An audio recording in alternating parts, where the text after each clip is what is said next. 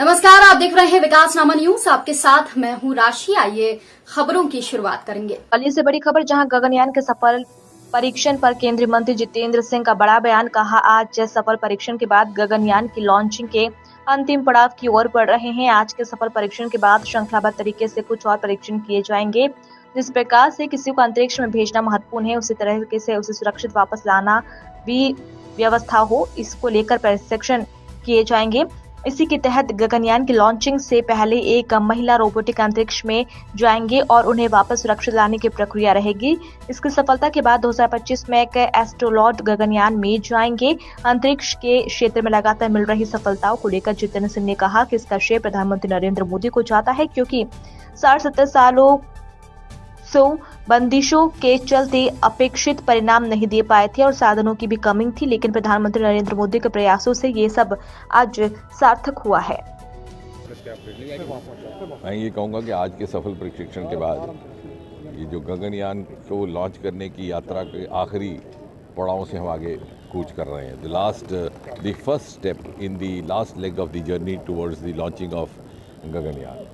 और आज का ये जो D1 करके हुआ है, टेस्ट व्हीकल D1 टेस्ट, उसकी कामयाबी के उपरांत एक श्रृंखलाबद्ध तरीके के साथ इस प्रकार के कुछ और टेस्ट किए जाएंगे। अब आज के टेस्ट व्हीकल के माध्यम से जैसे कि क्रू मॉड्यूल की इवैल्यूएशन हुई, टेस्ट व्हीकल की हुई, और साथ ही साथ एस्केप सिस्टम कि यदि आवश्यकता पड़े तो किस प्रकार हमारे अंतरिक्ष में गए हुए व्यक्ति बाहर सुरक्षित निकाले जा सकते हैं, आ सकते हैं, उस सारे। क्योंकि इसके बाद जिस प्रकार से एक व्यक्ति को अंतरिक्ष में भेजना बहुत महत्व रखता है, उतना ही महत्व इस बात का है कि उसे सुरक्षित वापस लाने की व्यवस्था हो। तो श्रृंखलाबद्ध तरीके के साथ जब ये इस प्रकार की टेस्ट फ्लाइट्स होंगी, फिर उसके बाद आगे चल करके एक बड़ी फ्लाइट जो लगभग ड्रेस रिहर्सल जिस तरह से ह्यूमन मिशन होगा, उसमें कोई व्यक्ति तो नहीं होगा, लेकिन उसकी इटरनरी उसकी यात्रा उसी प्रकार की रहेगी। और फिर गगनयान के लॉन्च से 5-6 महीने पहले एक रोबोटिक हमारे अंतरिक्ष में जाएंगे, महिला रोबोटिक वयोमित्र, और वो उसी प्रकार की गतिविधियां करेंगे और वापस लौटेंगे। और जब हम फिर उस प्रकार उसके उपरांत जब पूरी तरह से संतुष्ट हो जाएंगे, तो फिर एक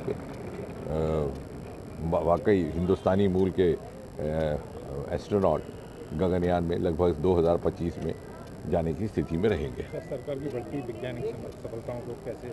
मुझे लगता है कि पिछले 3-4 वर्षों में जो क्वांटम जंप हुआ है हमारे अंतरिक्ष के क्षेत्र में, और आज इस स्थिति में हमें कि हम दूसरे देशों की अगुवाई कर रहे हैं, उसका एक बहुत बड़ा श्रेय जाता है प्रधानमंत्री मोदी जी को। हम गुजरे ज़माने में 60-70 वर्ष तक अपने ऊपर लादी गई बंदिशों से के कारण बहुत सारे कार्य उस प्रकार से अंजाम नहीं दे पा रहे थे जिस तरह से कर सकते थे। साधनों की भी कमी थी और सिनर्जी की भी कमी थी। आज देखते ही देखते 3-4 वर्षों में 5-6 से बढ़कर के स्टार्टअप्स की संख्या 150 से अधिक हो गई। एंटरप्रेन्योर बन गए, इंडस्ट्री का वहाँ निवेश है, पब्लिक पार्टिसिपेशन है, और एक इंटेग्रेटेड सिनर्जाइज तरीके के साथ जब पूरा का पूरा देश होल ऑफ नेशन के अप्रोच से मोदी जी ने उस अनुकूलता का अभाव पूरा किया जो पहले शायद हमें हमारी प्रगति पर्याप्त तौर पर होने की में आड़ा आता था।